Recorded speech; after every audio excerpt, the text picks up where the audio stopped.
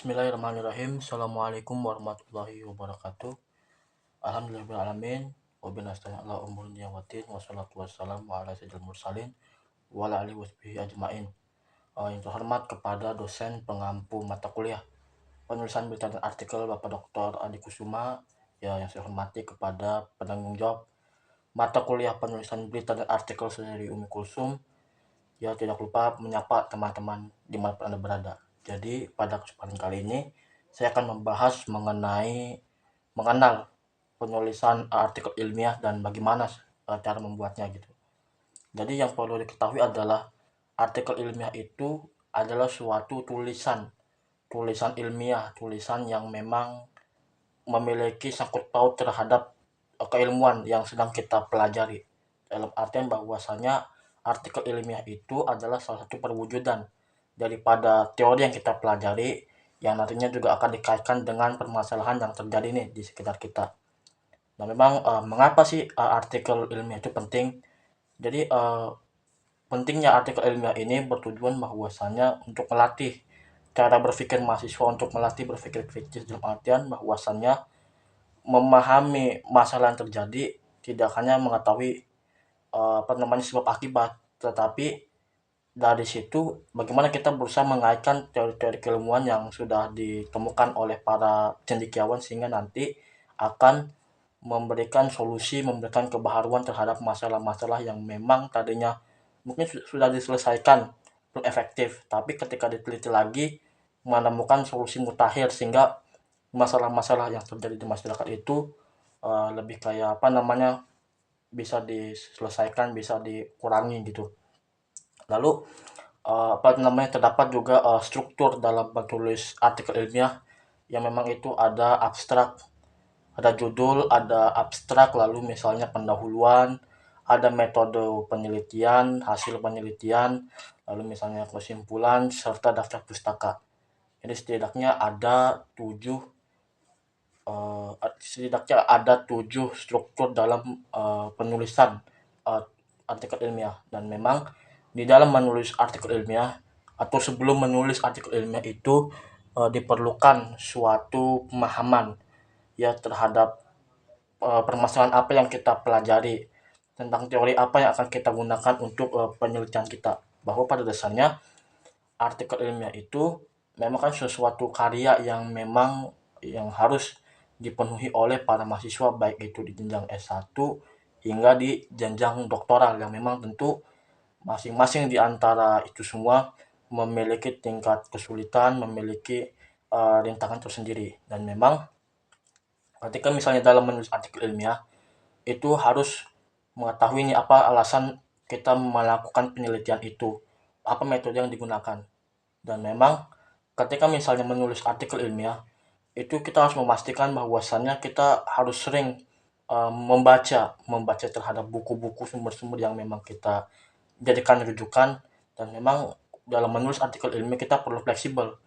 Untuk ukuran zaman yang modern ini kita tidak hanya mengandalkan buku fisik, tapi kita coba harus blended, yaitu kita mengandalkan buku fisik dan juga buku elektronik, tapi yang secara isinya memang tidak mengalahkan daripada buku fisik. Namun untuk sebagian orang memang membaca fisik itu sesuatu hal yang tidak dapat tergantikan gitu. Dan memang kalau misalnya dalam menulis artikel ilmiah itu harus beruntut dalam artian bahwasanya baik antara teori dan juga nanti temuan-temuan di lapangan itu harus sinkron. Dan juga kalau misalnya ada hal-hal yang memang berbeda ketika misalnya penelitian A membahas tentang ini tetapi hasilnya beda.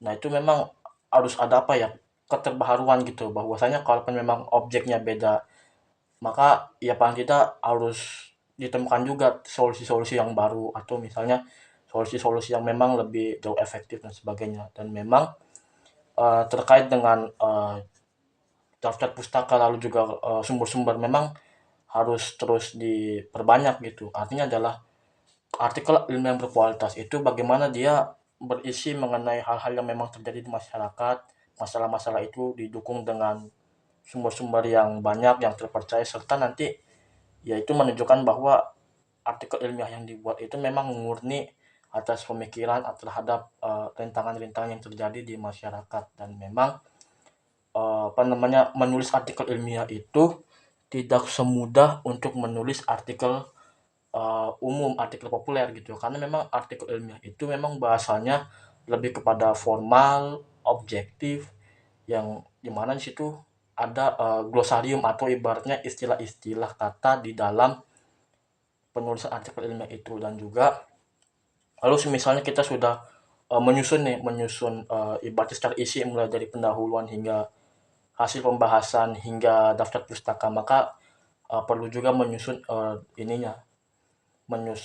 abstraknya. Abstrak itu ibaratnya adalah suatu gambaran, ibarat teras rumah yang menggambarkan rumahnya itu seperti ini.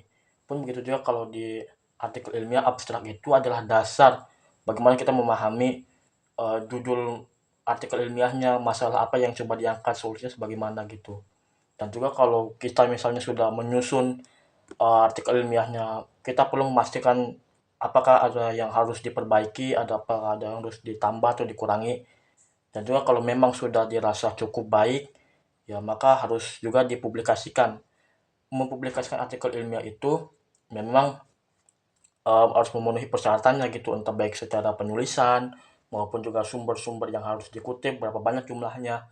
Dan juga memang harus disesuaikan juga dengan keuangan mahasiswa yang dimiliki. Yang biasanya kalau mau publikasi artikel ilmiah itu bisa jadi ya sekurang-kurangnya itu di Sinta 6, atau mama syukur-syukur yang tertinggi untuk mahasiswa S1 itu ya Sinta 4, itu juga sudah capaian hebat. Kalau mama andai kata di atas Sinta 4, mau Sinta 3, Sinta 2, itu biasanya untuk mahasiswa S2 atau ya tingkat doktoral yang memang secara kualitas itu memang sudah harus dituntut lebih baik. Dan juga ya tetap bisa juga mahasiswa S1 mama publikasi artikel ilmiahnya di Sinta 2, Sinta 1.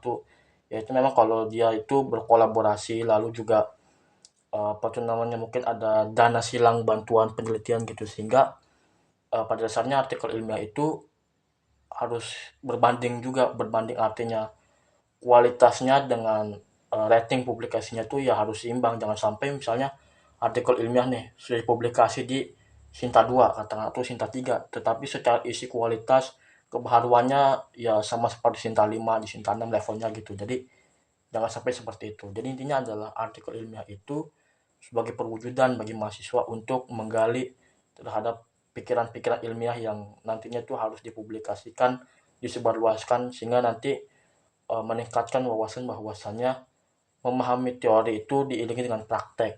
Praktek perlu diiringi dengan teori. Itulah yang ada di pada artikel ilmiah, yang memang bahasa-bahasa yang dihajarkan itu harus formal dan harus dilatih.